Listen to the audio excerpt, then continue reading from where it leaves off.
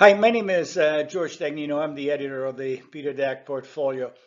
In my studies of the business cycle, there is a point in the business cycle when stocks, and I'm talking long-term treasury bonds, outperform stocks. That is the S&P 500. What this presentation is about is trying to figure out if the time has come to buy more bonds than stocks. Let's see what I see. I am a big picture guy, and I like to go from the broad, big picture to slowly to the details. It makes me my forecast, I think, they are more reliable. So what is this chart showing? The green line is the growth of money in the United States. The blue line is the growth of the economy. Now, one thing that comes to me on this chart is that the growth of the economy, that is the blue line, awfully close to the growth of money. Of course, we cannot grow more than what money is available to grow. Okay, so and what it shows also two more things: that money has to grow between 3 and 6%. By the way, this is not I'm saying this. This is someone who got the Nobel Prize, like Milton Friedman. And that's why we did not have inflation here, because money was growing around 6%. And he said the same thing. When went above this 6% magic number, like here and like here, what you got is a lot of inflation. That's why we have the money supply soared to 25%. All sorts of mistakes were made then, and we are all paying for it. Now notice how the money supply has been slowing down quite sharply. And after 1 year and a half, the economy, the blue line, is now slowing down. So you know that this blue line is going to go down here. Okay, so it's going to be a very sharp, that's what the point of this chart is. What this chart is saying, there is going to be a major slowdown in the economy, which is already underway from recent data. So we know that the economy is going to slow down and actually what the money supply is saying, the slowdown is going to be sharp, and it's going to be a sharp weakness in 2023. So in the big scheme of things, which is the business cycle, we are in phase 4. Phase 4 is crucial because this is when the bear markets are underway, when the money supply slows down, when commodities decline, when stock prices decline, when inflation eventually peaks and starts slowing down, and it takes several months, and when interest rates peak. All this action happens in here. Okay, so what we're going to see now is the data to say how close are we to phase 1. Because if we are still in the middle of phase 4, there is more time to wait for before everything settles down. In previous videos, I discussed in quite a bit of detail several indicators and their lead lags between themselves. This chart shows the yield curve. This is the yield curve steepening. This is the yield curve flattening, and this is inverting. Never been so inverted since the 80s. The red graph shows full employment, and the reason the yield curve is a leading indicator because, as you notice here, it started going up, and then after a year and a half, employment started picking up. Then here the yield curve started flattening and then steepening, and then after a year and a half, full employment now shows signs of peaking. And what is the trend for employment? You can bet all the money that you want that is going to probably be something like this, because that's what the yield curve is saying. So employment is going to be weak because of this important leading indicator. Again, the red line is the yield curve. I'm going to use the yield curve as a leading indicator because it's the most reliable indicators to tell you what will happen, not what is happening, what will happen. So as you can see here, the yield curve started steepening, and then after a year, this is the producer prices of metals and like copper and other metals started accelerating. Here the yield curve started flattening and then inverting, and look what happened to commodity prices. The metal, which are very important, very sensitive to the economy, they on a year-over-year basis now are negative. So commodity prices are declining. The yield curve is still declining. So what does it mean? This is important, that even if the yield curve started doing this kind of process, so the Fed is easing and everything you want us to think, it will take a year and a half for commodities to strengthen. So what this chart is telling you, the commodities are going to be weak until mid-year at least. This is also another important chart. If you want to have an idea of where interest rates are going to go, because long-term interest rates reflect the premium because of the inflation premium. So this is, again, is the leading indicator. Yield curve here is inverting quite rapidly. Notice that the yield curve started steepening, and then the economy started strengthening here.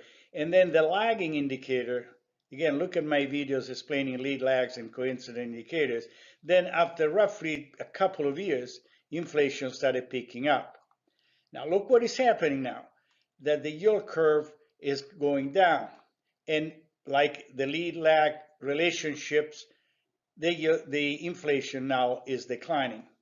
So like for commodities, let's say inflation has peaked, which probably has, because of the lead lags between the yield curve and inflation, it takes roughly a year and a half to 2 years for inflations to pick up. So what does that mean? It means that even if the yield curve started steepening, it will take a year and a half of declining inflation before inflation turns around. So the bottom line here is both in commodities and inflation, they are going to come down for the next at least 6 to 7, 8 months, according to this reliable leading indicator. This chart shows the yield curve, the blue line, flattening and then inverting. And these are producer prices of commodities and producer prices of finished goods.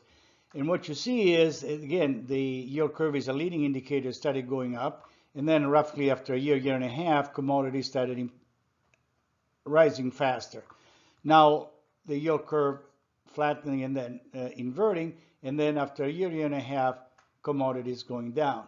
So the message here is that even if, which I doubt it, the yield curve start flattening, steepening, it will take 2 years, a year and a half roughly, to 2 years for the commodities to start rising again.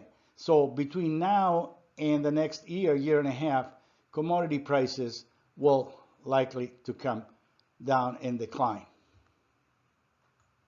Well, what about home prices? Well, what this chart shows is the growth in the money supply is the green line, which is very similar to the yield curve, by the way. And the blue line is the Case-Shiller 20-city corporate home price index. Again, this is a leading indicator. The economy started slowing down, and now what you see is home prices slowing down. Notice that M2 started picking up growth here, and then after, well, this was 2010 and 2019, 18, and then to 2020, home prices started picking up. So even if, go again, the relationship between leading and lagging indicators, even if the money supply, which by the way now is sinking tremendously, start picking up and started growing, for the next year and a half, 2 years, home prices will continue to decline. So there is a major weakness in prices, especially in home prices. What about crude oil? again, it's the same thing we said for the metals. You remember when we talked about producer prices? This is now again is the yield curve, and here is flattening and then inverting in a major way. Then notice that the yield curve started steepening here, and crude oil after a year and a half, 2 years, started going up. The peak is exactly the same. The yield curve started flattening and then inverting, and then this started 2021, which is, by the way, is when the stock market peaked, and crude oil now is 2022. So it takes a good year, year and a half for oil to follow the lead of the yield curve. So again, as we said before, even if the yield curve started steepening now, it will take roughly a year, year and a half for crude oil to bottom and then go up. So this curve is likely to decline for the next easy 6 to 10 months. The point of this chart is to show if TLT, which is a long-term Treasury bonds, is attractive as an investment. The blue line shows the ratio between crude oil and TLT. So if the blue line rises, it means that crude oil is stronger, appreciating faster than TLT. When it declines, it means that TLT is a better investment than, let's say, energy stocks or crude oil. The orange line is the 10-year Treasury bonds yields. So they, as you can see, they follow quite closely, which means when TLT is stronger than oil, the interest rates are declining, and therefore TLT is a good investment. What this chart below is showing the momentum of these graphs, and what it says is that when the curve declines, yields decline, and TLT is performing better than commodities and like crude oil. And when instead is rising, TLT underperforms and interest rates are rising. When this is declining, it means that interest rates are declining and TLT is outperforming crude oil. And the same thing here. Now, the reason I'm showing this chart, because as discussed in the previous slides, something is changing in the marketplace. And what is changing is the effect of the leading indicators such as the money supply and the yield curve are now having an effect on commodities and on inflation. And therefore, what is this chart is saying that now TLT is beginning to outperform crude oil. So what is the chart of TLT is telling us? Well, this is the price of TLT. It broke above the 200-day moving average. But what is interesting is now the momentum, this is the momentum chart, as shifting on the upside. So momentum of TLT is up, is likely to stay strong relative to commodities for the next, let's say to be safe, 6 to 8, 9 months, with commodities coming down, inflation coming down, and the economy weakening. So all this analysis is saying that bonds should be looked favorably. This is not obviously a recommendation, but what this analysis is showing that something has changed in the last 6 to 12 months, where bond and interest rates, long-term interest rates, are showing strength that it may be very profitable for investors. Again, this is not a recommendations or an official forecast. More on this is on www.peterdack.com. So as I said, what is the bottom line? That M2 points to contraction and deflation. Commodities will remain weak. Yields are going to follow commodities down, and long-term bonds are likely to outperform stocks in 2023. Thank you. So long. I publish the Peter Dack Portfolio Strategy and Management. A complimentary subscription is available on www.peterdack.com and is published every Sunday. I wrote this book, Profiting Bull or Bear Markets, How Business Cycles Impact the financial markets. This book was commissioned by McGraw-Hill Education. Is available in the United States and also in Asia in various languages. I also published 2 books on how to build ETF portfolios. Here, all my articles and videos are available on www.peterdack.com, and these videos and articles discuss in details business cycle and its relationship to the financial markets.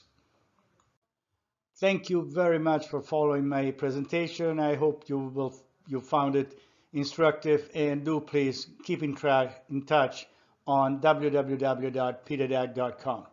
So long and have a wonderful day.